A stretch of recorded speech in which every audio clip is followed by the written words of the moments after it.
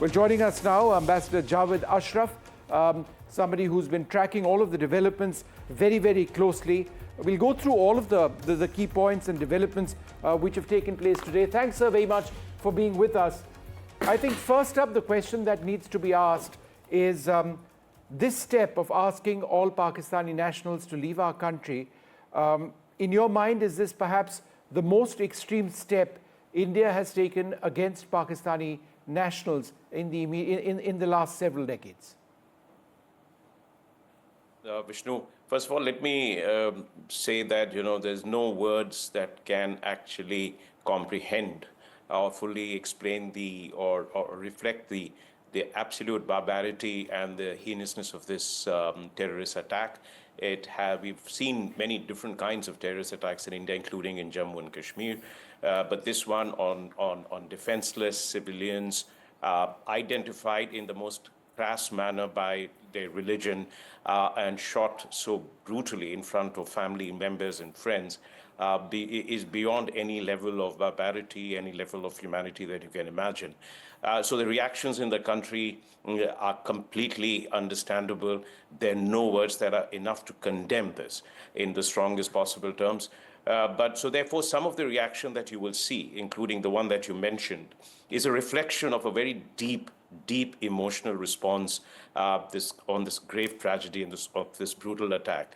I think that it is a reflection of the fact that, over the past decades, there has been a cycle of terrorism from Pakistan, sometimes ones that don't make the kind of headlines that this one did. There are some very big ones that we all remember that have always been followed by a period of escalation from both sides, and then there has been some kind of a return to normalcy, at least at the level of trade, commerce, people-to-people ties. But I think that what we are seeing signaling in this from Pakistan is that there are absolutely no red lines to what they can do. It was obvious in the Chief of Army Staff's message just the other day. So I think asking people of Pakistan to leave the country is both a pragmatic step, right, because of the nature of emotional responses that you are seeing. And second is a signal also that, we have made every conceivable effort in the past to try and keep a sense of normalcy in our relationship and every prime minister from the time of independence had tried to do that. Ambassador Ashraf, let me just jump in with a quick question.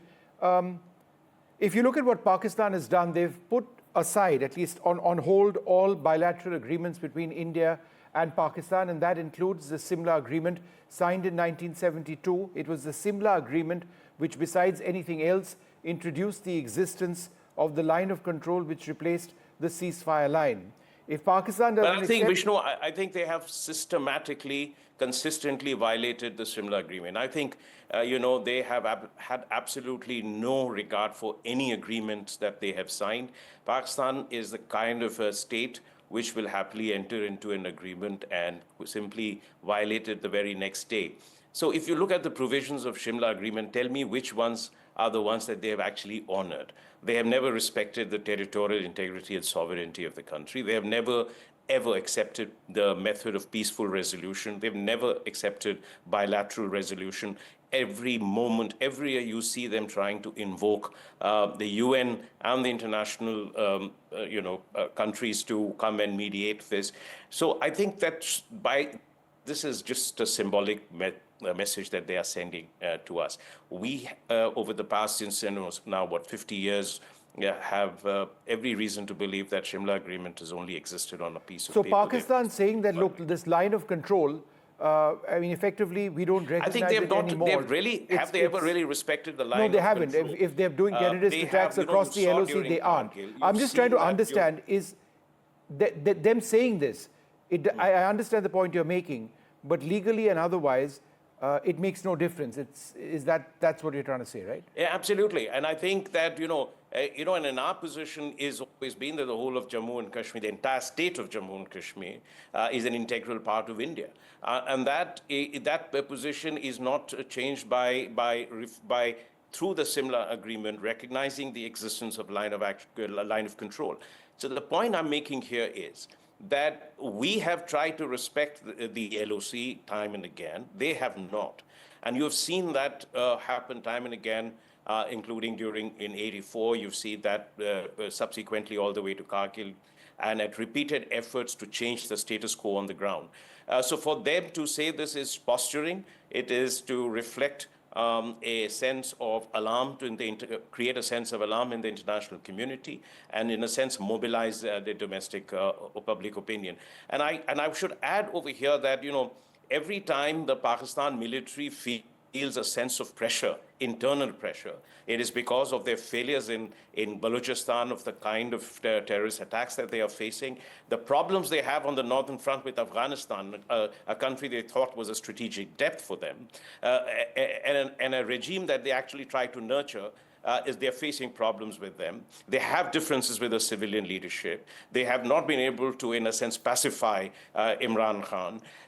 So what do you do then? In order to shore up the army's image, their respect in society, once again, you ratchet up the heat and pressure, the heat with India, and therefore convey the impression that, you know, India is that existential threat against which the only institution that can stand is the Pakistan army. This is an old playbook. You've seen that time and again taking place. And also because, you know, when they fail, there's nothing worse for them than a sense of isolation and a sense of decoupling from India, which they're witnessing every day. Ambassador Ashraf, let me ask you a direct question. Are we headed to some sort of military retaliation by India? I think, you know, what you've seen today, you know, Prime Minister's very clear, categorical statement. You know, he didn't say anything yesterday. So he's been through a CCS meeting. He has spoken with all his advisors, and he has selected his words very, very carefully, if you notice. And it's not just a message to Pakistan, it's also a message to the international community And I think there has to be a great understanding for any steps that we take. Now, what those steps will be is, of course, we'll have to do this you know, in a way we think is the most effective. We have to decide the objectives. It can't simply be to say that we are retaliated because we have been hurt. We have to also make sure that we are, in some sense, decapacitating their infrastructure of terrorism. And this can be a combination of several steps. It could be a series of military measures. It could be diplomatic. It could be going back to FATF to put further squeeze on Pakistan. So there is a whole menu from which to choose. Remember, we have to be sure that what we do contains an element of surprise. They would be prepared for what we may have done in the past, what we have done in the past, therefore. And we have also learned our lessons from some of the steps that we have taken on past incidents. So we'll factor all of that into account in deciding how, when, and where to take our steps. But I think clearly the message was very, very clear from the Prime Minister. Ambassador Ashraf, the Indus Water Treaty, India deciding to hold that for the moment. In terms of putting pressure on Pakistan, reducing the amount of water which is available to them, it's not a switch on, switch off, is it? It will take time for us, a lot of construction activity to divert the waters or block the waters. Yeah. At the moment, this is more symbolic, or do you believe that this is a statement of intent which may be forthcoming?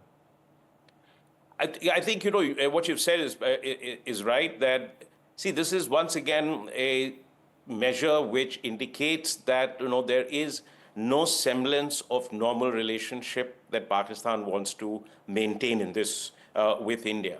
Now, Indus Water Treaty 1960 was done in good faith, and we have seen over a period of time, particularly in the last 2-3 decades, that Pakistan has systematically tried to stymie us. You remember in 2010, they raised this bogey of water wars by India, and this was playing it really large in Washington, D.C. At that time, they thought they had all the strategic levers because of the war in Afghanistan. Again, they did it in 2018, 2019, that India is waging water wars. Part of the problem they have to recognize is that discharges in rivers in any case are changing because of the climate change. So they may end up paying a very heavy price for this. See, so far we have maintained our part of the bargain. They haven't, because they have systematically tried to stall any works that we are able to do within our rights on the western rivers. So I think what immediate impact will be on the operational aspects, which will have an impact downstream. For example, the flushing activities. When do you flush it? What is the debt level that you maintain? Those things will have an immediate impact, particularly both during the dry season, which is currently now, but even more later. And then subsequently, when we start building, we can proceed and accelerate with our projects, and which will definitely have an impact downstream. Now, whether we do storage projects or whether we do run-of-the-river projects, remember, even for the run-of-the-river projects and for storage projects, there are design restrictions that we have, which does impose a certain, design challenges for us. And it also leads to suboptimal utilization of the resources of the dam or the run-of-the-river project. All of that will be out of the picture now. Right. And that we should be able to do what we need to do for domestic consumption, for non-consumptive uses of water, for agricultural purposes, and for the development of hydropower project, which in any case India needs a lot of. But I think there is a very strong message in this for Pakistan that, if they cannot maintain even a basic decency or the levels that they can go, then we are prepared to take all necessary steps to reflect the true state of the relationship. All right, Ambassador Ashraf, thanks very much for speaking to us.